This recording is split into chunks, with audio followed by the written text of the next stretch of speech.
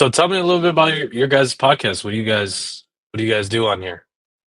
We're just kind of fucking around. Pretty much. Yeah, Project 321. Yeah, it's 3 legs, 2 toms, and 1 goal.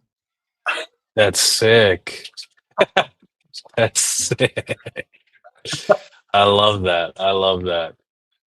Yeah, we're just, kind of interviewing other loan officers, maybe some realtors, some other wholesale people, just kind of figuring out how everyone's growing their business and what they're doing. And, we're going to crack some jokes and, find out about life and things like that. And just, share that shit, chop it up and use it for social media and stuff. No, I love it, dude. What's been working for you guys this year? Well, I don't know. I just got back into stuff, so only like 6 months, but I don't know. I've closed 10, 12 loans so far. So Nice. it's just been kind of, reestablishing kind of those networking, or reestablishing the network and getting back in with all the realtor partners and establishing new ones. And then just now starting to get back into the direct to consumer stuff. So Nice. Yeah, I think that's the toughest part is like establishing like solid direct to consumer channels, outside of like just the straight realtor, right? Like just going after realtors and just trying to, do whatever. But I think a lot of the most successful loan officers I know, bro, like this is what I want to end up doing is just I want it to be like 60-70% direct to consumer. And then 30% from agents, 10% from something else. But but that's the most successful ones I know. They have a constant, flow coming through from just direct to consumer channels. There's so many things you could do too. Like you buy leads, host events, go to other networking events. I think the most important thing is like, bro, like a lot of people don't even work their phone book, their contacts in their phone, so you got to play that little game. Like how many people know I do loans, right? So you'd be surprised. People forget. No, that's why I wear a shirt every day that says I do home loans everywhere I go. Right. That's it.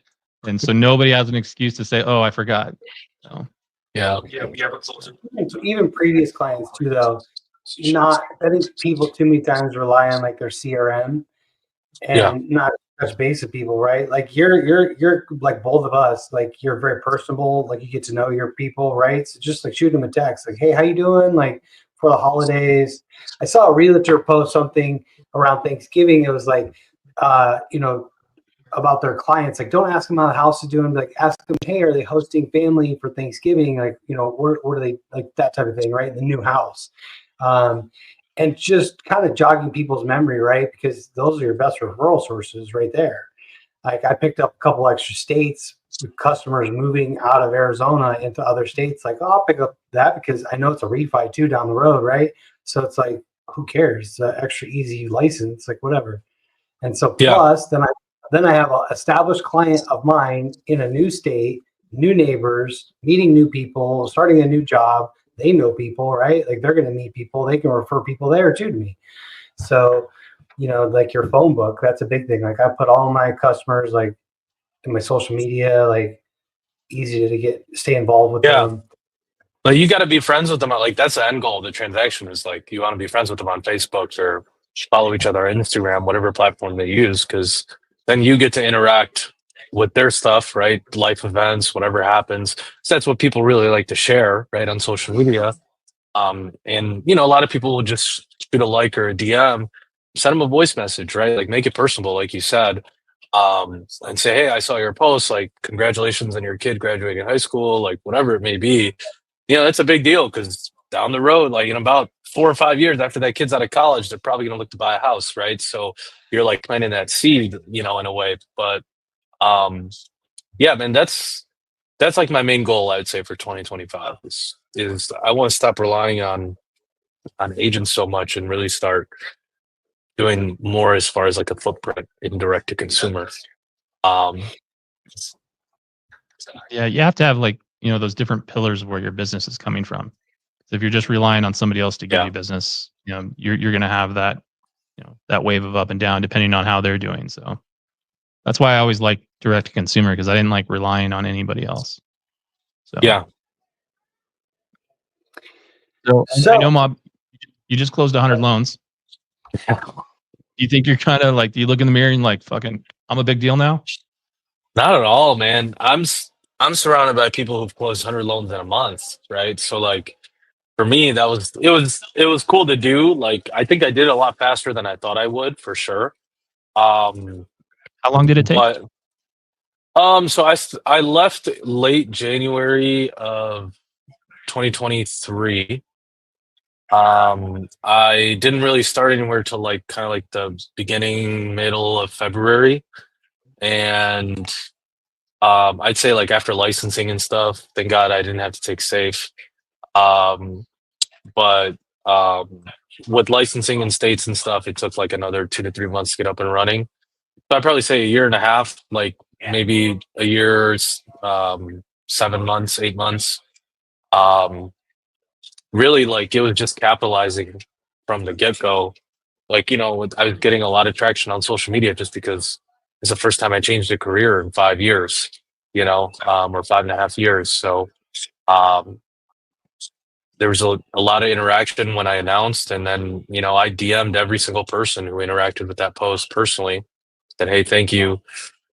Sent a nice little personal message, shared my digital business card. And from that, I got 4 or 5 leads, you know, right off the bat here in Michigan. My first loan that I closed was my high school Spanish teacher, or my middle school Spanish teacher. And she commented on my post and was like, hey, I need to refinance. So it was, that's where, like, I would say that's what I credit the most to, is just the fact that I was able to get some traction going right away. And then from there, you know, once you start posting about the fact that you're already doing business, a lot of people, I think, just generally attract themselves to you in a way or not. And just being able to capitalize on that was pretty cool too. Believe it or not, one of my number one referral sources last year were other mortgage brokers I used to work with. You know, that like you said earlier, have out of state clients and that are looking to move, right? That's how I, you know, kind of got a lot of business in Austin, Texas last year. Was another broker referred the deal to me. The agent was so impressed and introduced me to a broker, and then, you know, we saw them all out here, and you know, it kind of went from there. But I think that's what's important, though, is like you got to capitalize on that opportunity, right? Every single time. Every client is an opportunity for you to get 3 or 4 clients. You just have to keep having that mindset every single time, you know? So take us in, give a little background. Obviously, Tommy and I know you very well. So give a little background for people that don't know who you are. Talk about how you got in this business. Talk about different, I mean, you've only had a couple of jobs in this business, right? So talk about the transition, what you learned at different places, and because not many people would make a pretty drastic career change like you did and have the wherewithal to hit the ground running, right? Because it's scary, right? And so it was, yeah, still is. Yeah, but you're handling it pretty well. So talk about that. Talk about how you got in business. I love it. You know, no, I appreciate that. So yeah, I started, like, I was in college, like in college, like not really there, but you know, most of the time I was doing, you know, stupid shit. So I was doing like, I don't know, like 20 something credit hours, something I knew I couldn't do, right? And then also trying to work a part-time job because I hated being broke. So I worked at the local mall and, you know, selling dress shirts and shit and suits. And there's a banker that walked in that worked at Rocket Mortgage. And I wasn't even supposed to ring him up. I was like cleaning up the shirts and shit. And they were like, hey, can you come ring this guy up real quick? So I went to go ring him up. He's buying a couple suits. I'm like, what's up, man? You got a wedding coming up? Like, you going out of town? Like, what's going on? And he was like, no, you know, I need him for work. I was like, oh, where do you work? He said it was Quicken Loans at the time. And then, yeah, I got a phone interview. He put me in touch with the recruiter. I just phone interview scheduled the Friday before my shift at Express. So I was in the parking lot of the mall doing my phone interview. And dude, that was one of the craziest things. That's when I realized like what kind of game I was kind of stepping into. Because the recruiter asked me, he's like, how much money do you want to make? And I'm like 17 years old. I'm like, I'm like, I'm good with like 80,000, 70, 80,000. Like that seems about enough. And she was like, 70, 80,000. She was like, I just told you you have uncapped commission. Like, what do you mean 70, 80,000? Like, I would want you to say 4 or 500,000. And I was like, damn, I don't even know what to do with that much money, you know? And so she kind of, I give her a lot of credit. Her name was Rochelle. I give her a ton of credit because like she built that little, you know, that like that, I don't know, that grit in me a little bit just to prepare me for the interview. And then in the interview in person, I had to sell Red Bull. It was funny because I was literally flying out of the country the next day after my interview. I was going to a wedding in Bangladesh, and the guy made me the VP or whatever made me sell him Red Bull. He said, "Hey, like, I have my daughter's birthday party coming up. I can buy the generic brand or I can buy Red Bull. Like, tell me why I should spend more and buy Red Bull." Never sold anything like that in my life, bro. Like, you know, I just ring you up and here's your change. You know what I mean? Like, that's all I knew at that point in time. And I didn't even know what I was going to do. Like, I didn't know I was going to do mortgages. And I sold him that Red Bull, bro. I was like, hey, like, this isn't just any birthday party. This is your daughter's birthday party, right? Like, you want some people coming to your daughter's birthday party and seeing some generic, you know, energy drink, or you want them to say, hey, I came to her birthday party and I drank Red Bull because that's the brand. That's what people associate themselves to. And I like did a hard close. He didn't bite, and then I tried to close again, and then he was like, "Hey, just yeah, we'll schedule another call or whatever," and that was it. And then he told me, "Leave me a message. Here's my business card. Leave me a message and tell me why I should hire you." And I actually called the recruiter first, thanked her, and then I called him and said, "Hey, like you should hire me, blah blah blah." And then I passed safe. He ended up hiring me. I passed safe, did all the training that they had, and I was burnt out, bro. Like it was wild. It was like 90, 100 hours a week, just working every Sunday and everything, dude, for like a year and a half. And then everyone that I started with at Rocket eventually left, and I was like, "Where's everyone going?" And they were like, "Oh, we're all going to United Shore." That's what it was at the time. And then yeah, so then I was like, man, it's like closer to my house. The pay's a little less, but dude, I'm good. You know, I got a hand-me-down car that's still running. You know, like no payment. Like, you know what I mean? Like I'm still good. And yeah, dude. So that's why I started at UWM. And I realized, dude, I quickly realized that, damn, I don't know shit about this business. You know, like I didn't know what title was. I didn't know what a 4506T was. I didn't know what insurance was.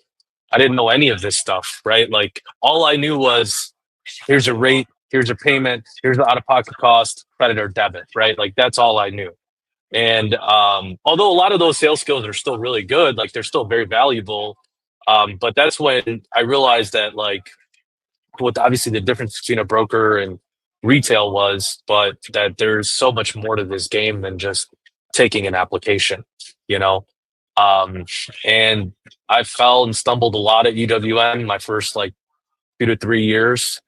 And then eventually, right, like we got introduced to each other when you were at Nexa.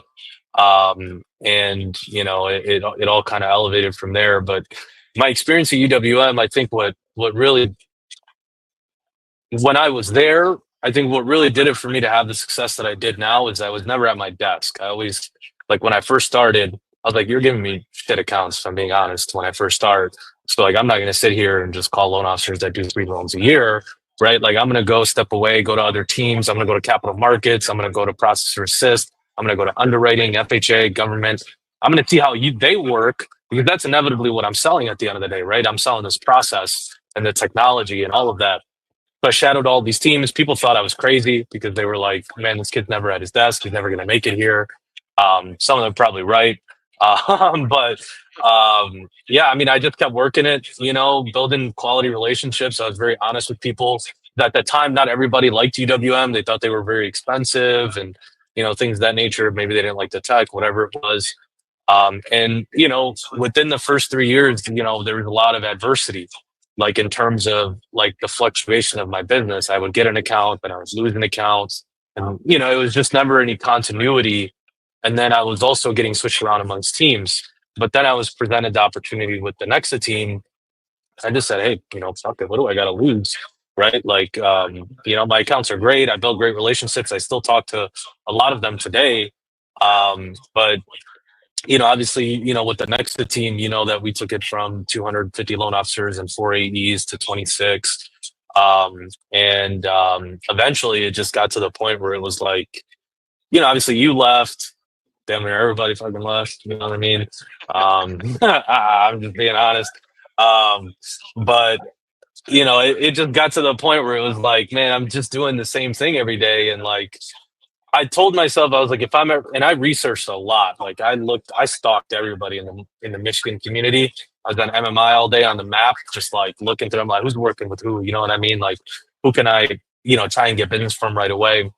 And I spent a lot of time researching, and I decided that like if there's ever a time to do it, it was now. And at the time, right, like 2022 was like kind of a rough year for everybody, but it wasn't like, you know what I mean? Because we were just feeling the aftershock of 2021. And then, going into 2023, there was just a lot of uncertainty. And that's when a bunch of people were leaving the business. And there's just, rates are going up, sky's falling, all of this stuff, right? So I decided, I was like, if there's ever a time to jump into the business, this is the time when really everyone's getting out. And that's, because if I can survive in this business, imagine what I can do when it turns, right? And that was really the mindset that I wanted to have. And to be honest with you, Safe Trust wasn't even on my radar, but I knew Marcel very well. I think you met him when we got dinner here at Kona. But he was basically like, he wasn't like, look, I'm not trying to sell you on anything. Like I'm trying to build something here and I want you to be a part of it. And it was just a more real approach versus 6 or 7 different companies that I talked to that were like, nothing against them, but it was just more so like, hey, here's your split. Here's the tech. Here's what you pay for, and kumbaya. And I wanted an office environment. Like I wanted to grow with people every single day, right? Like be in the trenches. That's just how I am. I can never work remote. Like it's not who I am. So I got to be in the office, and like I'm surrounded by some amazing people too, so like it played a really, really big part in where I wanted to go. And then, yeah, man, just like you said, hit the ground running and just try and close as many loans as I fucking, it's easier said than done, but. So what would you say like some of the differences are from like when you were building your business now to when you first started at Rocket? Like what's the difference as far as like retail versus broker, that world versus this world? So. Well, my entire time at Rocket, 1.5 years, I only got like 2 client referrals. Although they like push that a lot, as much as they can, it's really just like influx of leads, right? And their systems, I honestly give them credit because they are a monster. Like you have to give credit where credit is due. They originate and close a ton of loans. And I give a lot of their credit to their tech internally. Like the way the lead flows from intake to handing it off to a loan officer. And then if the loan officer doesn't convert, that it automatically gets rerouted to another LO who might have more experience and can actually qualify the client. You know what I mean? They just have so many preventative measures from preventing the lead from ever really falling through the cracks from a company perspective, right? So even the everyday faults that we have as a loan officer, they have protections in place for it. So that's why they convert, in my opinion, at the highest level for lead buy than any other company. I think what really it actually helped me in a way where it was like it taught me everything not to do, if that makes sense. Like because it was really just transactional. There was no like everything that you really dug deep about. It wasn't about getting to know the client. It was about using it against them when they complain about why your rate is so high, right? So like it didn't sit right with me after a while because everyone was just like, look, bro, you're $16,000 more expensive.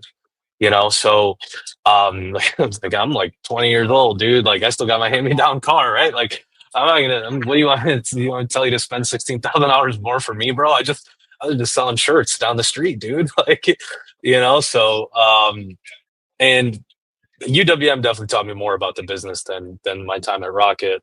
Rocket was more of like instilling more sales in me than mortgage, if that makes sense. And UWM taught me more about mortgage, and the sales aspect was building quality relationships. And that's actually the part that I would say helps me out the most right now, is, taking one transaction and really making sure that I'm trying to connect with everybody, right? Like I don't care if it's the receptionist title company, right? When I walk in for the closing, right? Like I want them to know who I am. I want to be polite, be presentable, and really, just set myself apart. Because you never know, she might say, "Hey, my cousin, brother, sister, whoever's looking to buy," and that's the last person they were in contact with. That was a loan officer. Not many LOs go to their closings, right? So those are the little avenues that I like, the little details in a relationship driven business that I've really, I think, tried to take as much as I can from. And that's what's really helped, with, I don't want to say my success, but like, the success I've been having so far. Um, but yeah, it's just taking advantage of every, like, listing agent, buyer's agent, whoever. And like, we have Arrive. I'm sure you guys do too, right? A lot of that takes care of a lot of the email communication. So I can just make the phone calls, or the voice messages or the text messages, whatever it may be. I will say one of my bigger goals though in 2025 is I really want to have a better process for working with more listing agents, right? And finding a way to provide a little bit more value to them as well, whichever way I can, So, but yeah, builders too. Sure, you know what I mean. It's a lot, but that's what I would say. I mean, Rocket UWM to now. I never knew this about you, but the Red Bull story. So my first job ever was at Target, which I got fired. I was a cart attendant at Target, just in case. Target, great store, just didn't work out real well. 90-day review, they took me down, Sam. But my second job, I went to work at like a hunting and camping store, and it was like an outdoor supply store. And the general manager was like in the interview, he handed me a pencil, and she was like, "Sell me this pencil." I was like, "What?" And she's like, "How? If I'm a customer, how would you sell me this pencil?" I was like, "I thought it's like a camping store. Like, what the hell are we doing with a pencil?" But it was so. But it's interesting, right? It's such a different thing, right? Because it doesn't matter what you're selling. It is about building the relationship. It is about, like, I asked her questions. I was like, "What are you going to use it for?" She's like, "Oh, I have really nice handwriting. Like, I'm gonna write with it." This is obviously like in the late 90s, right? We didn't have computers or cell phones like we do now. But I was like, "Oh, let me see your handwriting." She's like, "Oh, let me use the pencil." I was like, "See, there you go. Now you use the pencil." And so, but going back to what you said about learning different departments at UWM, that was something I guess now kind of explains when you are my account executive. Like, every loan officer thinks an account executive has to be the one to like fix things for them, right? Like they have to know everything and fix everything. Underwriting problem, I'm gonna call my account executive, they're gonna fix it. And I actually thought that way too. And shame on me, because there was one time when I like something went wrong with a loan or got delayed. I want a different account executive, and I actually switched account executives. And then after it was like a month, the account executive I had, I was not happy with. Just different level of communication, different level of explaining to me. While no account executive can fix everything, many times it's not about fixing anything. But you can explain to me how things worked, right? Like you can explain to me, this has to go through underwriting. This has to get taken care of. They have to prove this, or you need this document. The reason why the underwriter is asking for this is you have to explain this to an underwriter. Like they have to prove it, and you explain the inner workings of things to me. It wasn't about fixing anything, but you kind of like painted a picture, really on a dumbed down level for me. I understand how things work, and I would imagine you do that for everyone on the mortgage origination side, whether it's agents, the borrower, especially. And I feel that probably helps you build a stronger relationship, because people will buy from you and they like, trust, and respect you, right? And so they appreciate you going into detail and dumbing things down. You're probably not spitting out mortgage lingo and trying to act super smart. I almost did today. I almost did today. So I was like, man, am I losing my mojo a little bit? Let me send like one of those touchy feely updates right to the client. And I was gonna say way too much, and I caught myself. I was gonna be like, oh, your condo docs are coming in on Monday, and your appraisal is supposed to be due next week, and this and that. They don't know what that shit is, bro. You know what I mean? Like, they just want to know that, hey, am I good? Right? Like, am I good? What do I need to be doing right now? If I don't need to be doing anything, am I good? What are the numbers? Boom, that's it. I keep it as simple as possible. Because you're only going to go through it 2 or 3 times in your life on average, right? At least a purchase. But a refinance, you might say 6 or 7 throughout a lifetime. You don't need to know all of it. Honestly, my approach is very, very simple. I tell them right off the bat, I'm like, the only mistake you can make is having a question and not asking it. So just start asking, like whatever comes to mind, because I know you've been thinking about it, because you didn't just pick up the phone this morning and said, hey, I need a mortgage. You've been thinking about it. There's been planning. There's been conversations that you've had with important people in your life, right? Like, so I know that over the course of that information that you've gotten, which may or may not be correct, you've come to your own conclusions and you already have all of the questions. So I need to provide you the clarity and direction you need with accurate information based on everything that you've already heard. Because that is the number one battle I feel like for, and where people complicate everything is the news headlines and all of that shit. It's only meant to grab your attention. It's not meant to educate you. So that's what we're in, like social media, with marketing, with all of that. That's what we're constantly battling, right? Like some of my best friends know I do mortgages, and they hit me up on the simplest questions, but you'd be surprised. I was like, where'd you hear about this? Right. And they're like, oh, I read this article. And I'm like, send me the article. And I read it and I'm like, man, what is this fucking garbage? Right. Like it has like no factual information, doesn't really explain anything. It's just a bunch of fear. Right. And it's like, that's what people read though. So like, I think that's what mindset wise, that's what really helped me understand that I have to dumb things down for clients. Because in the background, the information they're getting it's not great. It's not good really even. So that's been a huge, and I think that's what it comes down to, is like the way I tell my team all the time, the way you do something is the way you do everything. Right. So constantly being, educated too is like, that's your responsibility as a business owner and as a loan officer. Right. So I encourage everyone to read 3 or 4 major publications every single morning, right? Housing Wire, CNBC, whatever. You don't have to read it and understand it, but over time you'll start to see trends develop if you actually regurgitate the information. So that's kind of been my approach. Because I figured if I'm not the best salesperson, then I can have access to the most information. And at least that'll get me close enough to where my personality might win over, right? Well, I don't know. It's been all right, dude. Some people, not everybody likes me. You know what I mean?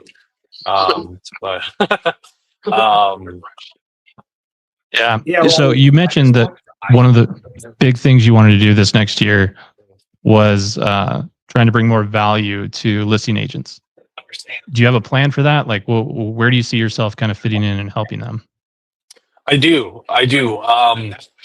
So first, I want to get an idea of how they get the listings in the first place, right? I think that's anytime I'm trying to provide value in a business-to-business conversation, I have to understand your process in order to find the bottlenecks for me to have somewhat of a solution, and then I can lean on that to get my foot in the door.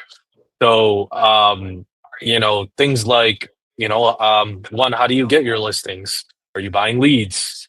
What kind of systems do you have in place? And this isn't something that they're not just going to tell you right off the bat, right? You have to find an excuse and a reason to reach out. Maybe it's a mutual transaction, right? That's typically the number one reason why you have an excuse to reach out. And then just start planting the seeds, bro. Like, just ask the questions, not in like random times, but just try to time it right, where it's just like, oh, hey, quick question. I'm curious. I know you do a lot of listings, X, Y, and Z, right? Just throw it out there, see what they say. Because what I found is 50% or so of the time, they're actually appreciative that you asked the question. And they're like, damn, no one's really ever asked me that before. And I always try to make it like a compliment kind of thing. So it's like, hey, you're very successful and very, very good at this. Tell me how, just if I can pick 1 or 2 things that I can try and implement in my own business.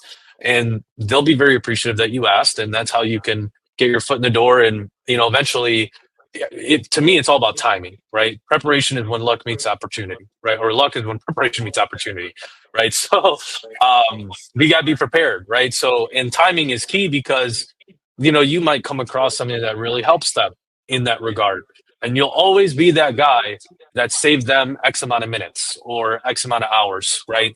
I always try to provide value in time because it's more valuable than money, in my opinion, right? You can't ever buy more time.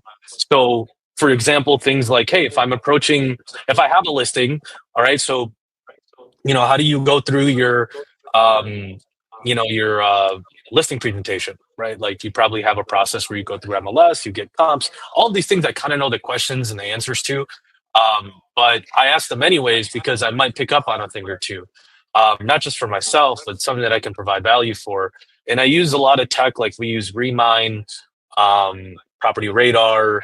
I split it with a few people here, and I pull things like, hey, how much money do they owe on their mortgage, right? Like if I was a listing agent and I was going to a listing appointment, wouldn't I want to know if that home is free and clear or not, right? Like, or if they have a mortgage, what their interest rate is, because depending on how much money they get out, they might go and buy another home, right? It might be an investor, maybe the home's in an LLC. These are all things that is pertinent to your sale as an agent, right? And the kind of questions that you can frame and ask and how you can steer the conversation. So that's the kind of like non or tangible, but like it's not things that they can hold in their hand, but it's something that gives them value that will eventually lead to them getting paid, right? So that's kind of approach that I try to have with every agent, right? Is how can I provide you with all of that, because it's all public record data at the end of the day, right? Like it's not like I'm looking up anything crazy here. I'm just pulling like taxes, and if I see for example, like I see that they work with a particular title company, right? I try to get the ball rolling. Like I'll mention that, let's say on my call when let's say a buyer's agent puts an offer in, and I'll say, hey, I know you work with this title company. I've worked with them in the past. Michigan's like a split title state, so we do a lot of split title. So I'll say, hey, like I'm prepared. I know these things. So it just makes it easier to continue to mend and build that relationship over time. In my opinion. Absolutely. What would you say, like, what are you doing as far as generating new business right now? What's been working for you this last year? What helped you get to that 100? Like, are you buying leads? Or are you? I have bought leads. I bought them from Free Rate Update. I'm kind of reworking that because I looked through how many leads I bought this year, and I didn't close as many as I should have, but they were only $13 a lead, so it was okay. I closed a few, but my conversion definitely could have been a lot better. I only really do it when the self-source business slows down as far as lead buy. A lot of it I would say is split between social media, friends and family, referrals. There's a big Bengali community here, so I do get a handful of referrals from there. Real estate agents, of course, social media,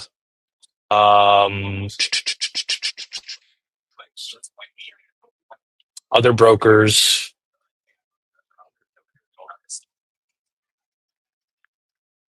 I think that's it. I think I got 5 right now.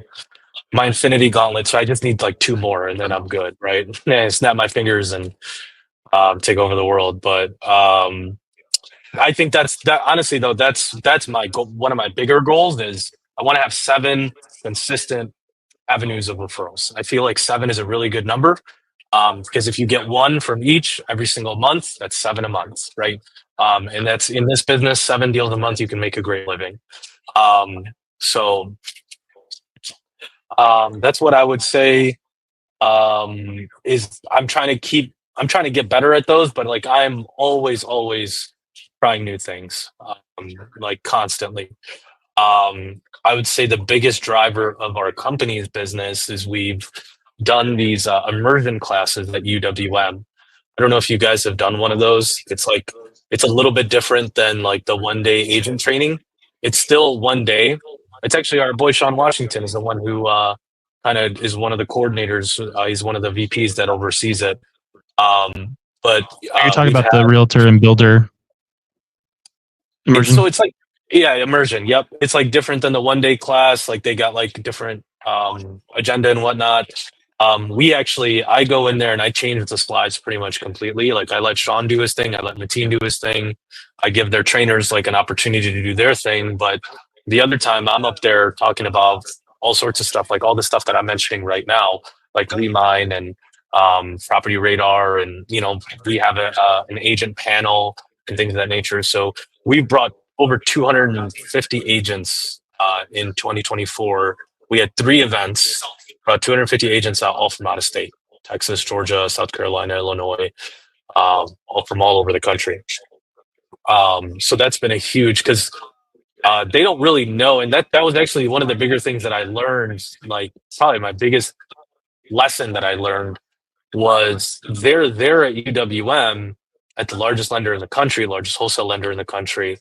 And we're there as Safe Trust, and like trying to bridge that gap. And sometimes some of these agents that were already working with our loan officer, so like they know them as Safe Trust, right? But when we brought like UWM into the mix and they're on their campus and everything, it was tough to kind of bridge that gap, if that makes sense. Like where they were like, okay, what's the difference between Safe Trust and UWM, right? And we were kind of answering that question the entire time. So we changed up the agenda and whatnot to like kind of break it down, but it just opened my eyes to how many people just don't know still, right? Like we act like we live in like a bubble where we're like, yeah, I'm a broker. Everyone knows I'm a broker. We already assume that everyone knows what that means. And these are people that do business, right? Like they weren't like brand new agents per se. Like they've been doing business for a long time. A lot of them have great builder relationships. They do a good amount of business. They're very successful, but they still like, it was tough for us to bridge that gap. Like this is what Chase is, this is what Loan Depot is, this is what Safe Trust is, and this is what UWM is. And it's like, and we have like we've been trying everything to crack the code on how to explain it the best way. But there's a lot of learning lessons in that. But I would say those are like the biggest things that help me generate the clients, and I'm still trying to do those every day. Like we have one planned every quarter, so our next one is going to be in March. Like March 20th, probably around that time. So we try to do those every quarter. We start our campaigning literally right after the previous class, right? We use Redder. We find agents that are in the same brokerage. Believe it or not, a lot of the times we don't even have to do the same stuff that we did when we were trying to get the first batch of agents out, which was like a lot of cold outreach. It was the fact that we were able to get that first initial group out, and then they went back and told a bunch of other people. They told everyone. It just kept going and going and going. And now we have team leads that bring out their new batch of recruits every quarter, right? Like they're at Real Brokerage, and he gets, incentivized to recruit. So he actually recruited another agent in that class that he was with last time. Like it was, and then our last class, we had like Texas on one side of the room and it was Georgia on the other side of the room. Right. So like, if college football, like it was getting rowdy in there, but,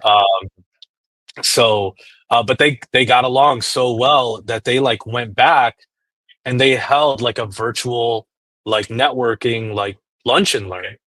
Like the people in Texas connected with the people in Georgia and we're like, hey, like, let's get together and exchange ideas. And I think that's the biggest thing that like happens, right?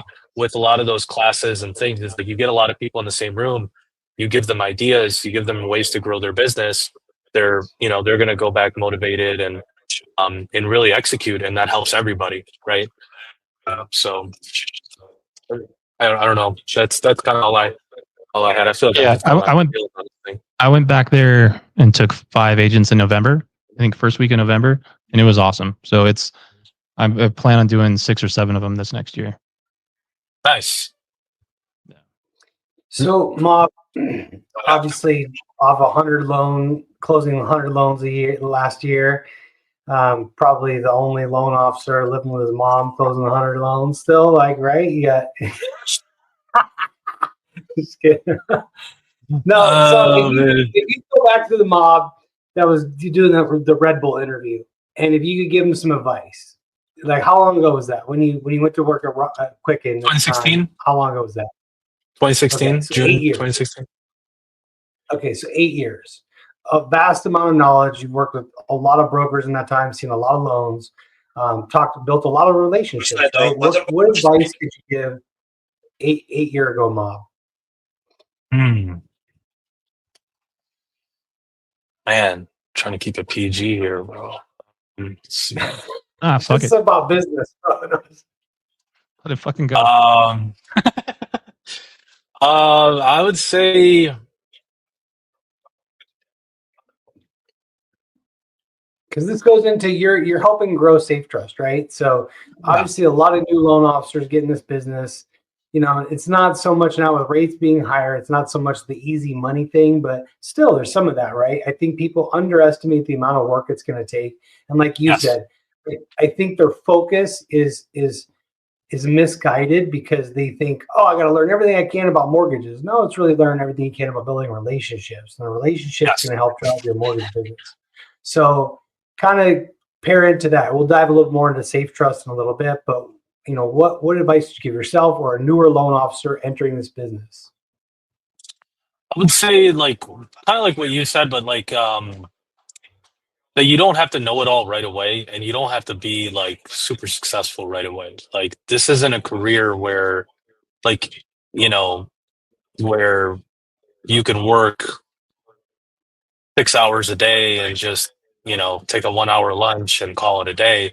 This really isn't that type of business. So I would say a lot of it earlier in my career was, you know, when I was a banker, it was a lot of just going through the motions. Like I was just happy to, you know, have an hourly job. I hated the fact that I worked so many hours, but when I looked at the check, eventually it was like, whatever, I'll deal with it, right? So I would have said, and a lot of that I learned actually at UWM too, which is it's better to have consistency than it is to have an overnight success, right? Because you know, or like we used to call it not being too top heavy, which means like all of your business comes from one source. What if the person goes on vacation or decides to retire or something happens, right? It's like then you're starting over again. So for me, it was about not focusing too much on one source and trying to find like my get rich quick scheme. You know, it was let me build like what I want to build to last. I don't want it to just make me a good amount of money over 48 months and then I have to start over again. That's probably because I learned that a few times at UWM. And you know, it was eventually it became more so about having the balance and the continuity throughout, you know, all of my sources of business rather than just one, you know, because it happened, right? That person rates went up. They weren't doing as many loans, right? And as an account executive, that now I have to rework their mindset because they're probably not feeling as motivated and all of that. So knowing that, I would have probably told that person, hey, a year ago, start focusing on purchase business, right? Not just refis, right? And I'm sure a lot of people would probably say that too. But that's what I would say. Really build something that's consistent and build it to last. Being an overnight success is great for the news and it's great for the papers, and you know, a social media post or two. But what are you going to do the next month? What are you going to do the next year? Right? That's really why that's end goal for everyone in this business, right? You want to build something to last and to be consistent, and maybe eventually pass it down too. Absolutely. So, yeah, you've obviously, you know, you've done 100 loans. You said you've got some people in the office there that are doing 100 loans a month. What separates the difference between like a really good LO and a great one that's doing, you know, massive volume? Believe it or not, this is the one thing that I've noticed is the people who are in the office every single day, typically here throughout the whole day, and not just here, like I'm saying actually here, right? Like dialing and updating loans and doing what we call loan officer activities. Those are the ones that are the most successful. It's very evident, right? Who's doing the most loans just based on like I come into the office every day. The people who do more loans than me are usually here as well, right? 99% of the time. They're either here earlier, they're here longer, but they're here and it's consistent. It's not like 1 or 2 days a week, it's 5 days a week, right? And then they also maybe even work weekends. The other thing that's consistent about them is whenever I have a loan level question or they have a question for me, our communication is pretty instant, right? Like our moment to impact, you could say, is just it's very, very fast. When we see a client text us or someone call us, we pick up the phone, right? And that's such a cliche thing to say, but it's so true, right? Especially in our business. Um, and I would say those are the two things. They're consistently in the office, they're consistently working, and they're consistently available. And they have a thorough understanding of the business, right? Like, if they don't understand something, they don't just wait until the knowledge comes to them. They go and seek and find it. And that's why, they're able to explain things better to their clients and their agents and everyone involved. And it's probably why people like working with them too, right? And send them referrals. So, it's like what Matt talks about all the time. Knowledge drives confidence, confidence drives success, right? And I think the fourth thing that I would just throw in there is consistency, because anyone can do it for a day, but like our boy Kobe used to talk about, right? You got to stack days. You have to stack days. If you stack days more than the next person, you're always going to be better than them, right? That's just the work that goes into the success that you have. But that's what I would say personally. Yeah, I think Tim Grover tells a story about Tim Grover was being Michael Jordan's trainer. Tells a story about meeting an athlete and saying, "Okay, you want to get started? Our first training session starts tomorrow at 3:30." He doesn't say a.m. or p.m. And he shows up at 3:00 a.m. waiting for the athlete to show up, and they usually don't show up until the afternoon. And he says, "You're late. We've been here for 12 hours." And they say, "Well, you didn't say a.m. or p.m. You just assumed it was p.m. And the new day starts at midnight, right? And so you need to be ahead of it." Where he said that he would tell that to Kobe, and Kobe would get there at 2:30 in the morning. He'll be there an hour ahead of when he was supposed to be. And so you talk about these high-producing loan officers. They're there early. They're there in, day out. It's not a fly-by-night deal. They're not waiting for the phone to ring. They're making things happen, right? And so I think that's a big thing that sets loan officers apart, or any professional apart, right? You're either waiting for something to happen or you're going to make something happen. Action creates action. And so, like you said, luck is when opportunity meets preparation. And it's one of those things where if you're nervous, you're not prepared, right? And so you can either wait for it to magically happen, or you can invest the time to get prepared. And so I think many loan officers need to reevaluate the idea of being prepared and getting prepared. Mm-hmm. I think that's a big thing that sets it apart. So let's talk Safe Trust real quick. And obviously, I didn't know Marcel, originally, but talk about relationship building. You and I sat down for dinner with one of our other loan officers, Travis, and Marcel popped by because you guys were having an event close by, and I got to meet him for the first time, and he actually picked up a tab for dinner. But I've never forgot that, right? That he took the time away from the event just to come in, say hi, shake my hand. So talk about the Safe Trust, right? We're in the world of Tommy and I work at this company, Amerifund, for the same reason. We felt like we're partners, not employees. Like we are part of something, part of growing something. We can go anywhere and punch a clock, right? Same with you. You can go anywhere and be an employee. But to truly feel valued and feel like a partner and you're helping grow something. So tell us about Safe Trust. Tell us about where you guys are going. Obviously, it seems like a great company. Marcel, everybody that you have there from the top down seems awesome. Tell us a little about Safe Trust and what sets you guys apart. Yeah, no, I appreciate that. A lot of us have been in the business for a considerable amount of time, I would say, because I think our business is one where a lot of people just don't stay in it for longer than about 5-7 years more often. Like I'm seeing a lot of people that I knew in the business when I first started now exiting the game and going into something else. So I would say a lot of us have had the experience in the business and at a high level. Combined, we've probably seen hundreds of thousands of loans, right, between underwriting and closing and sales and whatnot. So that's the thing, and a lot of problem solving that goes into our jobs and our careers every single day. That's where that comes in. I would say probably the most handy, and that sets someone who's a little bit newer. That's what sets us apart when they're looking for a place to join. Now, you know, we're not in the business, to be honest with you, of hiring someone who's brand new, green into the business. But unless they show that they have the capacity for it, then, you know, we'll always consider it. But you know, a lot of it comes down to the experience. We're a family here. Honestly, a lot of us have known each other personally. We've worked with each other, either on the same teams or, you know, indirectly across teams. 90% of us used to work at UWM. And then outside of that, I think everyone just has like that similar. Everyone knows that no one's going to get there alone, right? Like, you have to have a group of people with you, and it has to be the right people. And I think a lot of it also has to do with our ability to communicate with each other, even though not everyone's here in the office. So we use like Work Chat. It's like a meta-based software. It's like our, you know, our HR portal, if you will. It's kind of like Slack. You know, a lot of people use Slack. And that's where, you know, we post company events. We do a team huddle every morning. We have a team meeting every week.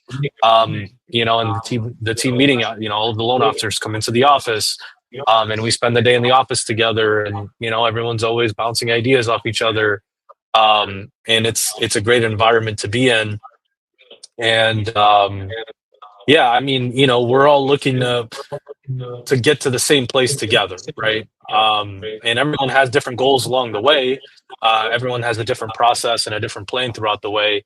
But I think everyone's end goal is the same, right? They want to, you know, do X amount of volume or X amount of units and accomplish X, Y, and Z in their personal lives. And I think we're really ingrained in holding each other accountable, and, you know, making like a conscious effort to build a relationship with a team member. Because in a huge corporation where there's thousands of people, like, you're going to see people in passing all the time. You know what I mean? It's just, hey, what up, right? And you just kind of keep it moving. You know, I'm going to the John, he's going to go get a drink, right? Like, whatever, right? Like, so in here, it's, you know, it's not like that, right? Like, we, you know, if I see you in the office, I'm going to talk to you because, like, it's like a 1,200 square foot space, right? Like, it's, you know, so it's not like a huge, you know, multi-million square foot space, and that helps everybody, right? Like, I want to know what's going on in a loan officer's business, right? Because they might be doing something that I'm not, and vice versa. I might be able to make a suggestion, you know, and there's always something that we can learn from each other. But that's what I would say is experience and the people. And we're all chasing the same thing, right? Like, we might say it differently, but we're all chasing the same success. That's awesome. I think, you know, you have to have that continuity, otherwise it doesn't work. Yeah. Between, I don't know, 2019 and 2021, we all saw a lot of really easy times. And I think that made, you know, a lot of bad habits for a lot of people. And this definitely isn't a business. This is a conversation that we've been having quite a bit, that you can't do part-time. Like, you have to be all in, or it just doesn't work. And that's when you start seeing those people 5 years, 6 years, 7 years kind of burning out, or just leaving, or you know, they don't have the mental fortitude to do the things that they need to do, those loan officer activities every day. So, yeah, and it's a tough business, like, man. Like, you don't see the rewards right away, right? And that's what sales is normally all about, is like, you make a call, you make a sale, and you get paid, right? It's not like that in this business. It's not there's no instant gratification, right? It's all about delayed gratification, and you're gonna reap the results 60 days down the line, 90 days down the line. I've had clients that I worked with for a year, and they just closed recently, like last month, 2 months ago, right? In between all that, they didn't decide what state they wanted to move to. Like, it was just, I've had clients who've been through 4 real estate agents before they closed, and I was the only LO that they stayed with the entire time. Every month I was sending a new pre-approval letter for them to a new agent, you know? So it's just, again, like that grit, right? Like you have to have that continuity. And I think personally, if I'm being honest with you, I think having an office setting is the best, right? Like, for me, at least, I couldn't do this business every day unless I could come to an office where there was other like-minded people that we were all chasing the same goal, right? I think that's what makes it, you know, all the more worthwhile, and also, you know, what inevitably leads to that success. Yeah. So with Safe Trust, Sorry, go ahead, Tom. I was going to say, you touched on something. The office environment is big. Not that I think, in today's day and age, there are substitutes like using technology to help, but being around like-minded people is huge, right? Iron sharpens iron, being able to bounce ideas off people who are successful, and everyone might run their business differently, but there's things that you can take and form and put into your own business that are important. Tommy, go ahead. I want to touch on, after you go, I want to touch on some motivation stuff, what motivates you, but go ahead, Tommy. Yeah, I was just curious, like, what's the culture, standards, values, things like that Safe Trust, those pillars that they entrust in the LOs, and kind of what that's built on. We're really big on like a sense of community, right? We consider every client, every team member, every referral partner, whatever it may, anyone who's involved in any type of transaction that we're also involved in, they're part of our community. So we, what do you do in a community? Take care of each other, right? You look out for each other, right? If someone needs protecting, you protect each other, right? Whatever it may be. And that's the sense that we all have, right? We're all trying to help each other and help ourselves along the way. So I think that's the biggest thing that drives our culture. Also, we're all kind of right around the same age. We all, like to hang out. I think we enjoy each other's company. Although, there's a lot of shit talk too, right? But that's what makes it great. Like that's what makes it, like, I'm sitting here in the office. I'm like the troll captain, right? Like all I do all day is just troll people that are walking by. Like, I got an approved eligible. No, you didn't. Did you look at it? Right? Like, did you look at the findings? Like this guy right here. You guys, Mac, right? What's up, Andy? Yep. He said, stop recruiting. But no, man, just my people, having my people around me is amazing. We like to have fun. We like to have a good time. We like to goof around, but we also like to get down to business, and we know when to do when. We do a lot of events together. Seeing a lot of these people are responsible for my own personal growth the last year and a half, 2 years, right? So, and I, hopefully they feel the same way about the impact that I've had here too. But that's really, I would say, the biggest factor behind it is just like that sense of community, the fact that we all get along, we like to have a good time, but we also are very serious about the goals that we want to accomplish, and we have like company goals every year, pillars, so on and so forth. So we haven't printed our company goals for 25 yet, but they're coming out next week in our company meeting. So is it true that you really settle disputes with foot races? We do. Yes. It's an old UWM thing. Like, and it could start from anything, right? Like it could be anything and it could lead to a foot race. That's how we would resolve things. Obviously not now. Tom would always lose. Yeah. Well, Tom, if it was like an arm wrestling thing, he would smoke pretty much anybody. But yeah, we had and that's like part of the having fun part. Like, we had a lot of games at our Christmas party, right? Like we like to make fun videos, and take advantage of just the fact that we're all spending time together, right? And having a good time and trying to build something in our careers. So we do a lot of foot races. We have a 3-point shootout coming up soon. Marcel's been dodging me, but he can't hear me. He's got his headphones in. But yeah, we do a lot of like friendly competitions and stuff. But foot races, like for me, that's like the epitome of like athleticism. Like if I'm faster than you, I'm more athletic than you, right? Like I don't know. At least if you got 2 legs. Yeah, I told Tommy, I was like, man, they're so discriminatory over there. Like I saw this post, like how we settle beef in the office. Like, how do you do? You guys arm wrestling, you guys fight, you guys racing car. No, foot race in a parking lot. Like, man, you 2-legged mofos. Come on, man. It's bullshit, man. Like, I thought Marcel's my homie. Now it's like, oh, yeah, you're not allowed in the office. But no, okay. So, Mahb, let's. This is a two-part question. First, the first part: what motivates you? What motivates me? Oh man. There's always something. There's a spark, right? Like for you to jump into the origination side, hit the ground running like you did.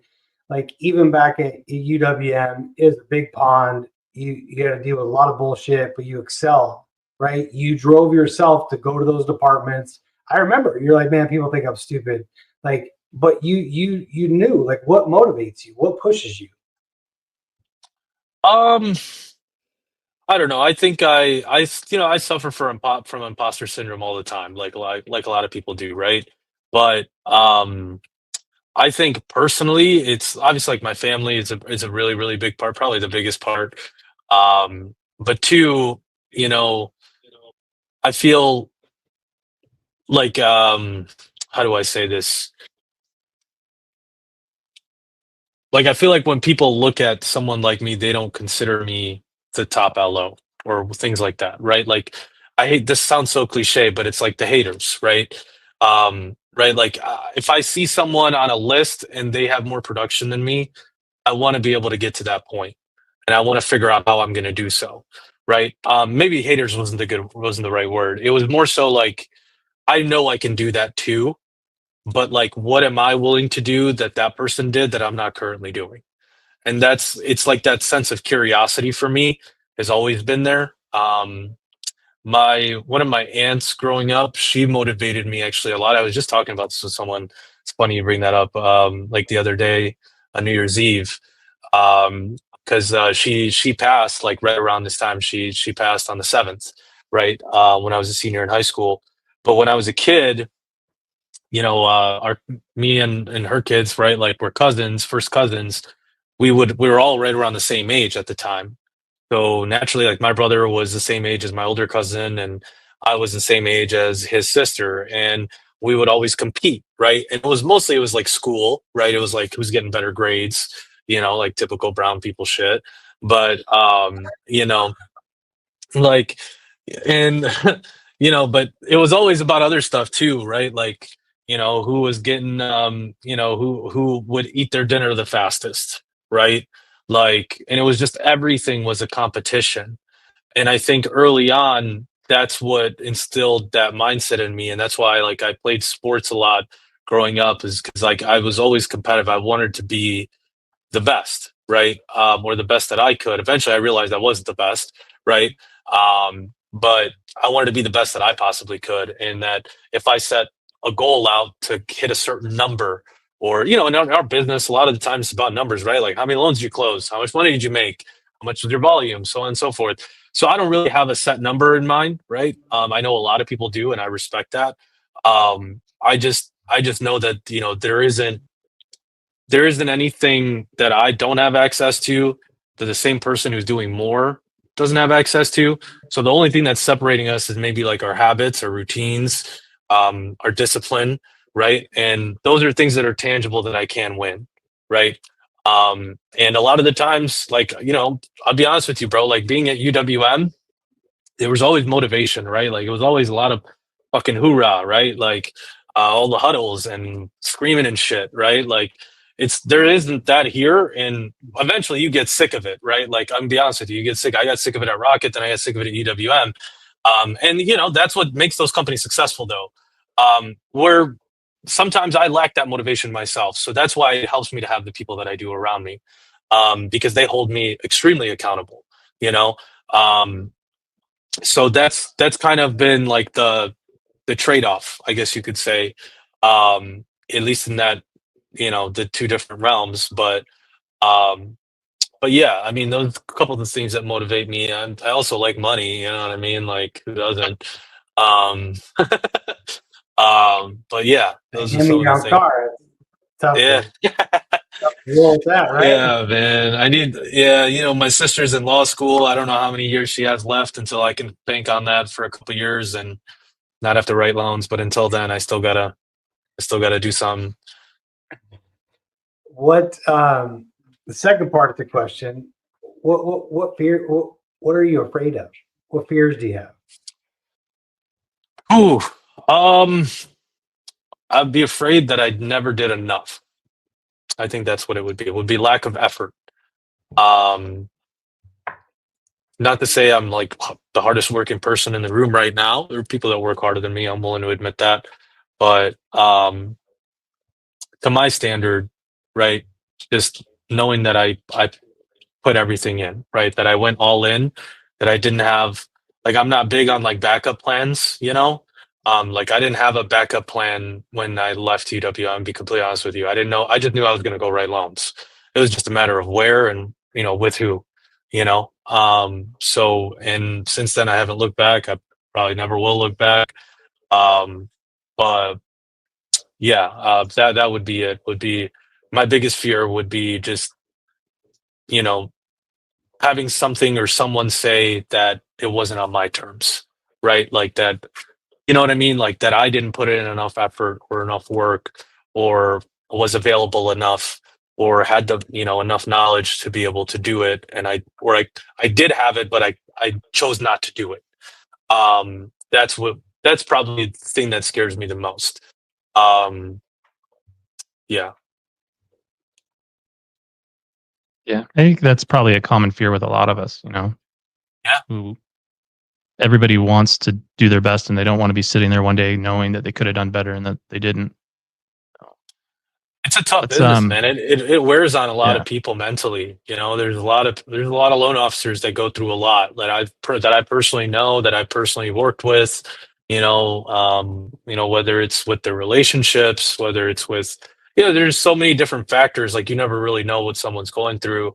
And that was one of my personal goals actually this year outside of business was to really, well, it was kind of like two things. One was really try to focus on improving my mental health, right? Like making that a focus. Cause like right now I don't really, it's just like something I'm like, hey, am I happy? Yeah, I guess. Right. And then I just kind of move on with my day. But like really making it a focus to like, you know, not, I don't want to say go see a shrink, but like, you know, like make it a focus to like meditate and get better with my spirituality and things of that nature, make healthier decisions, right? Mentally, physically, all of that. And then also to reach out to people and, you know, be a beacon of support. Because again, you never really know, right? And our business is really tough. There's a lot of people that go through a lot of things that I've seen, known personally. So, um, you know, those healthy habits play a really, really big part.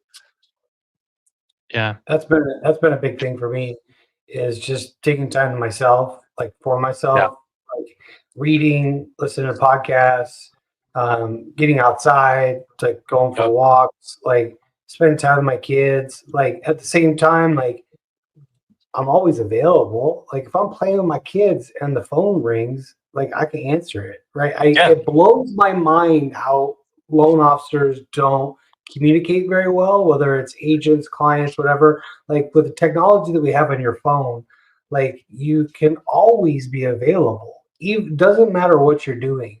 So many people like think they turn their phone off and go do something. Like they don't have to. And it's that about our business and our clients, right? Being the client can reach you if they have a question, like that matters. That matters. You can answer that question right on the spot, really quickly, or you can update the agent really quickly, not just relying on the email from the system to, oh, your appraisal's ordered. Like they don't know what that means. It's submitted to processing. What does that mean? Your loan's approved. Okay, are we done? No, we got to do more. Or Right. CTC, your loan CTC. Like, what does that mean? Like, am I in trouble? What does that mean? And so that's a big thing, right? Is that's what burns people out in this business, I think, is they don't take time for themselves. They don't worry about their mental health. This business can be very stressful. It can be a roller coaster, right? Like one part of the day you're winning, everything's great, and like 10 minutes later, like, oh my God, like shit is going Negative reprice. Fuck, you know what I mean? Like yeah, train is derailing right now. Like, holy shit, like the world is over. And so that I think that's a big thing, right? Where a lot of people, they might be fearful, but working to do your best every day, your best, not your partner's best, not the other loan officer, not the other account executive, your best, doing your best, leaving it all out on the table, And then focusing on taking care of yourself, right? Controlling what you can control and working to do better, I think is a big thing that a lot of people miss in this business, and they internalize it and they're hard on themselves. Yeah, and then they go on social media and they see someone else like doing really well, and they're like, "Damn!" And then like a lot of the times, like I feel like the negative connotation comes in their mind, like, "Oh, what's that person doing?" They've got to be doing this for referrals or blah blah blah, and it's like, why do you even think that way? You know what I mean? Well, just accept the fact that maybe they're working a little harder than you, or maybe they got a little luckier than you. Like that's a name of the game that we're in, right? It ebbs and flows and it's super volatile. So it's again, like, you focus on what you can control. You ask yourself, hey, did I give it my all? And I think at the end of the day, you'll find that you're pretty happy with yourself. Um, but yeah, I mean, and also just reaching out to people, man, just checking in and seeing how people are doing. I think that's something that I definitely want to do better with in the new year. Especially other loan officers, because we all know what we go through each day, right? It's not like we're not out here laying bricks, but it is stressful at the same time, right? Like, there's a lot of uncontrollables. So just being conscious of that and giving others that grace as well, I think, is super important. Absolutely. Yeah, it's like you said, it's a crazy industry. Tom was telling me earlier about a crazy story about some stuff where he accidentally ended up in Canada. Obviously, we had our issues down in Tucson at one point. What would you say? What's the wildest, craziest thing that's ever happened to you in your career? In the mortgage Oh man, industry, all right, I'm gonna keep whether it was it. with a client or something else.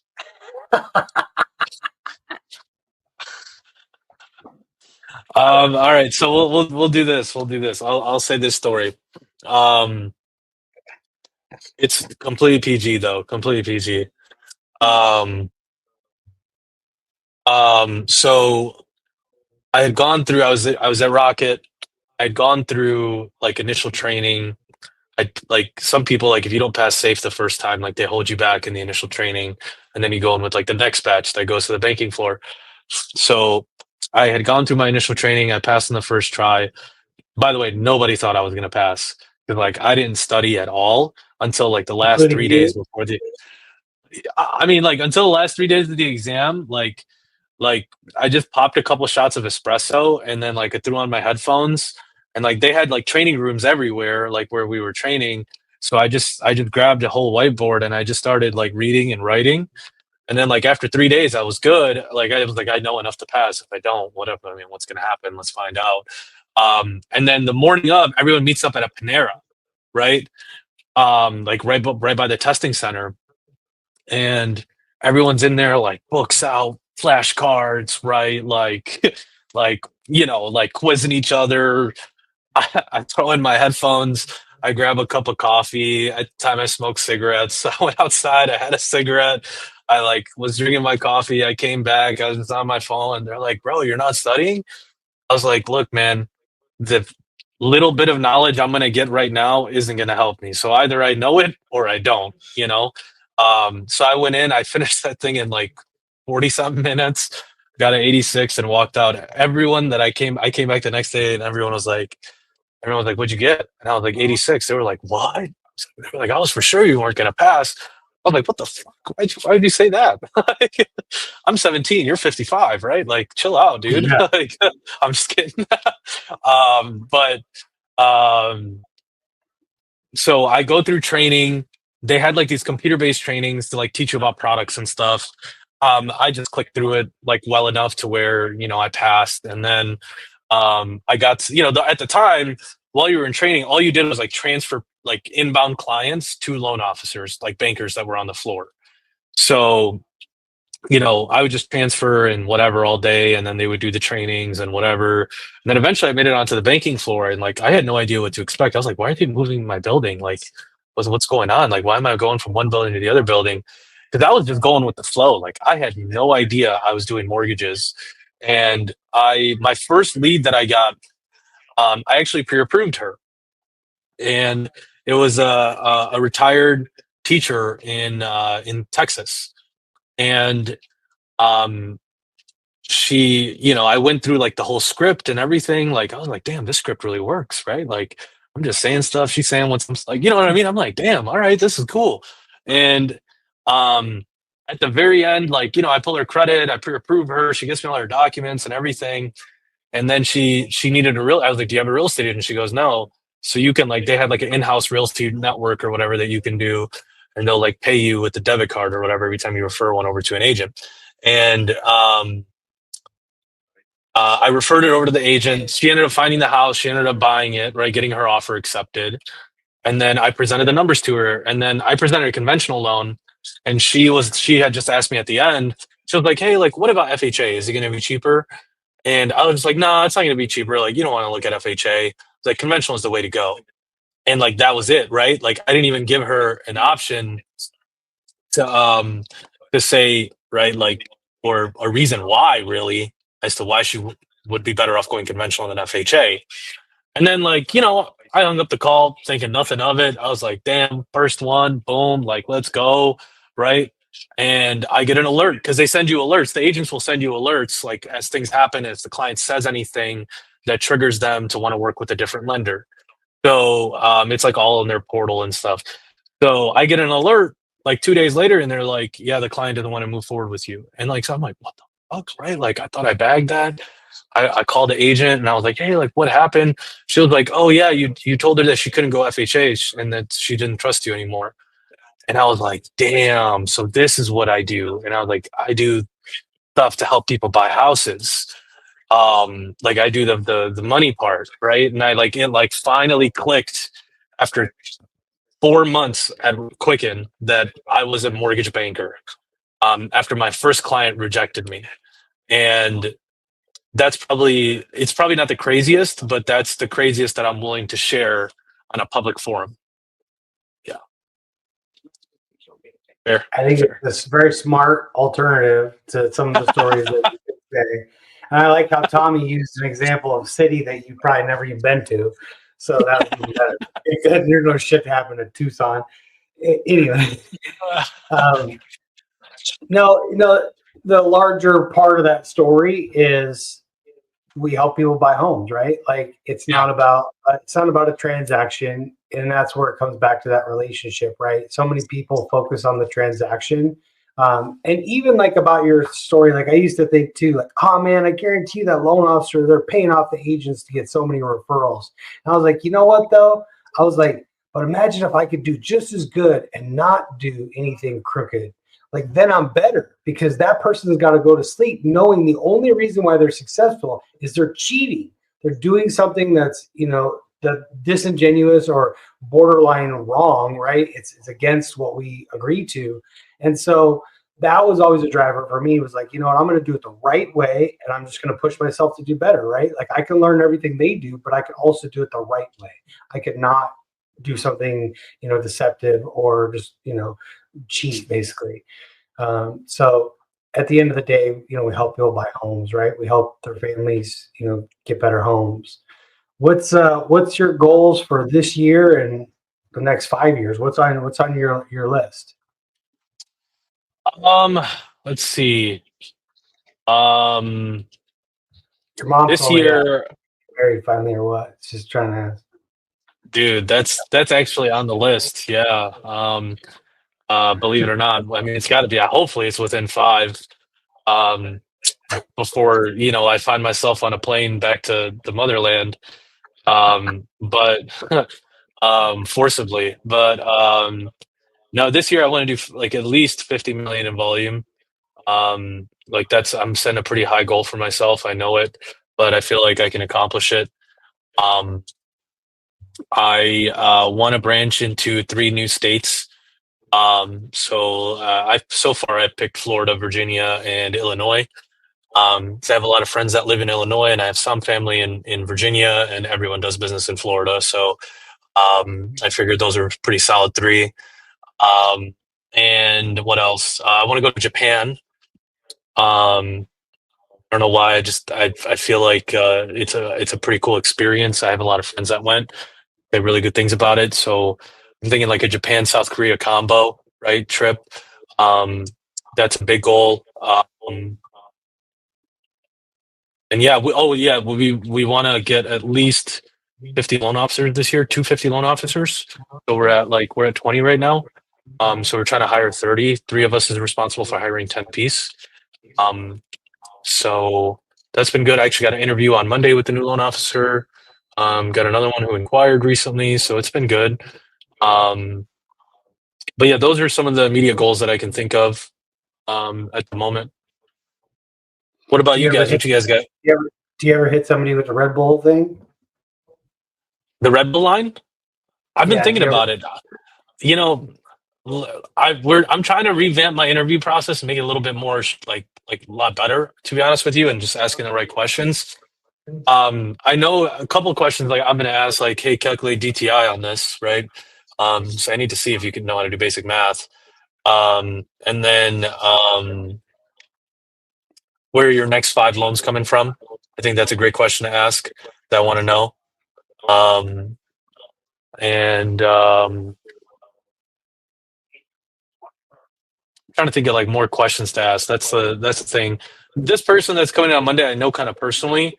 So it's, I'm going to ask her those same questions that I mentioned, and then we're going to have a couple people in the interview. But I don't know. I think it's important to like get a gauge of like, where's your mindset at right now? Like, are you going to hit the ground running, or are you just going to wait for things to happen? And I think there's a lot of questions you can ask that'll kind of pinpoint that right away. Yeah. What does operations look like for you guys? Are you processing in-house or using a third-party processor? Do you do most of it? What's that look like? In-house. We're all in-house. We have, I think 10 processors right now, with one closer and then one post closer for anything on the correspondent line. But that's it's worked pretty well. Our processors eat, our loan officers eat. Everything gets done through Arrive for the most part. So all of the status updates and stuff goes out. The LO is responsible for pre-approving, and then we have like an escalation process for pre-approval. So like if you feel iffy about it and you want like an actual underwriter to look at it, like 6 or 7 of our processors are all underwriters with multiple years of experience, multiple different loan types underwritten, DSCR, jumbo, bank statement, conventional, FHA, VA. So we can always get like a second set of eyes on it. So if the loan officer doesn't feel comfortable, then we try to help them out, right? And then, if they do end up issuing the pre-approval, it really never even makes it into underwriting because we just tell them the loan won't work or they got to figure something out. So then they got to kind of, fall on the sword there if they have to, or figure out something.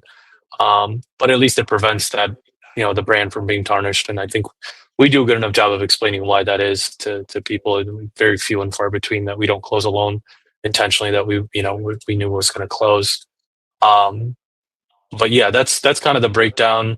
Work chat, like I mentioned earlier, helps a lot with communication, right? Like, so, if your loan gets CTC'd, everyone gets put in a chat, closer, processor, loan officer, post closer if it's a correspondent loan.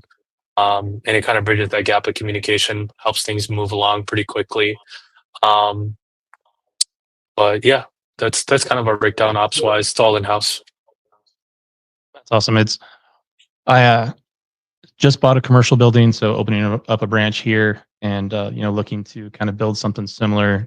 Probably hire 10, 15 people this year. So I'll definitely be following along and picking your brain. So yeah, no, pick away, man. I'll probably pick your brain too. If something that we want to do a little bit more is have a more structured recruiting approach. So that's a project that we're going to start working on here pretty soon.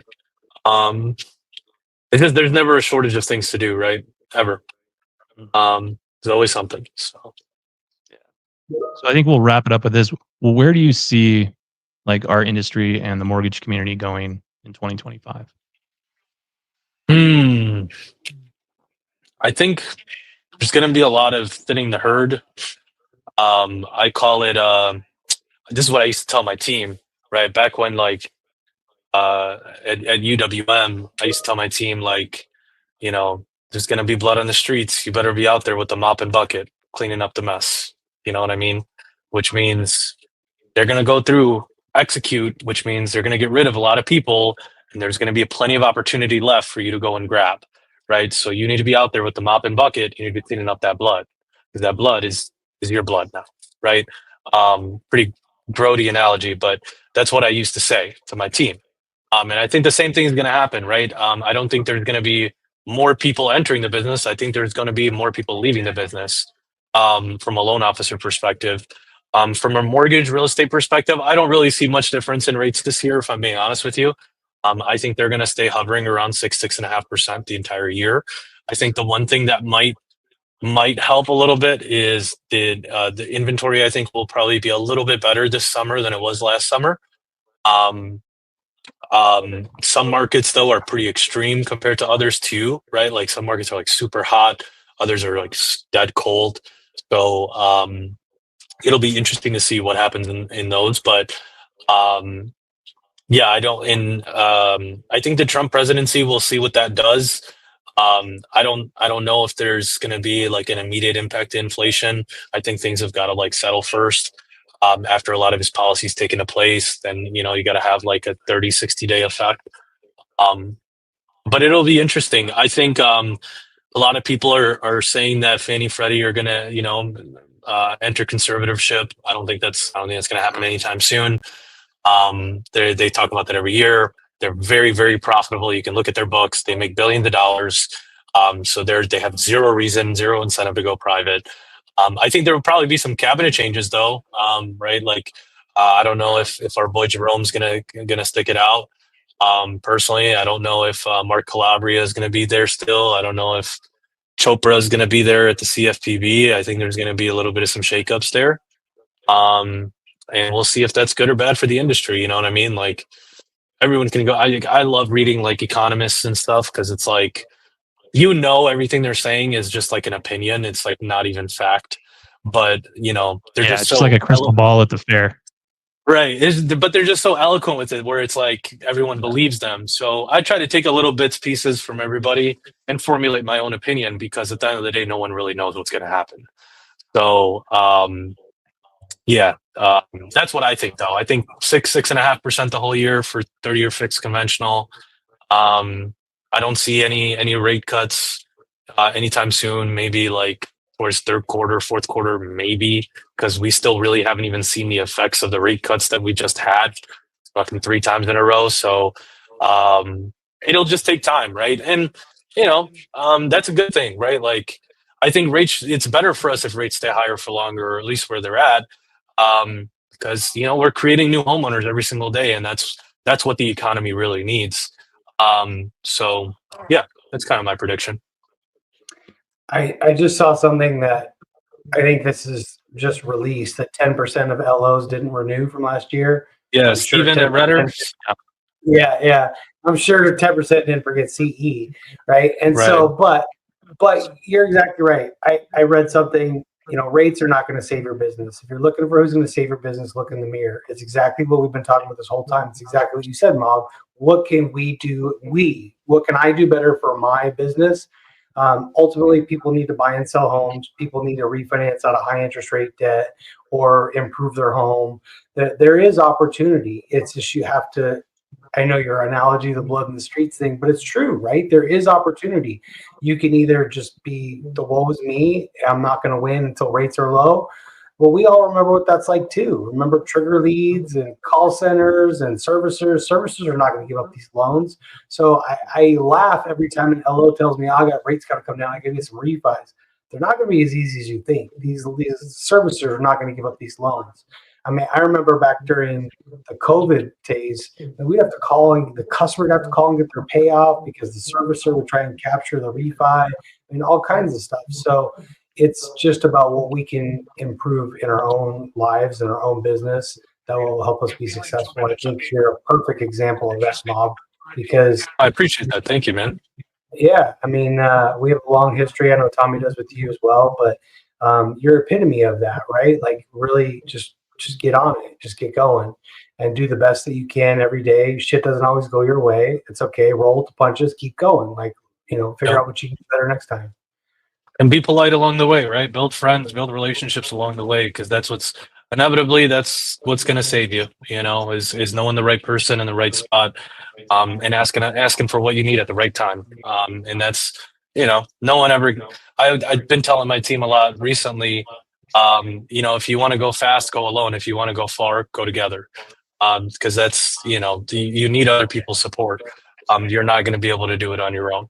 No one ever did it on their own. So, yeah, man, Absolutely. appreciate you guys.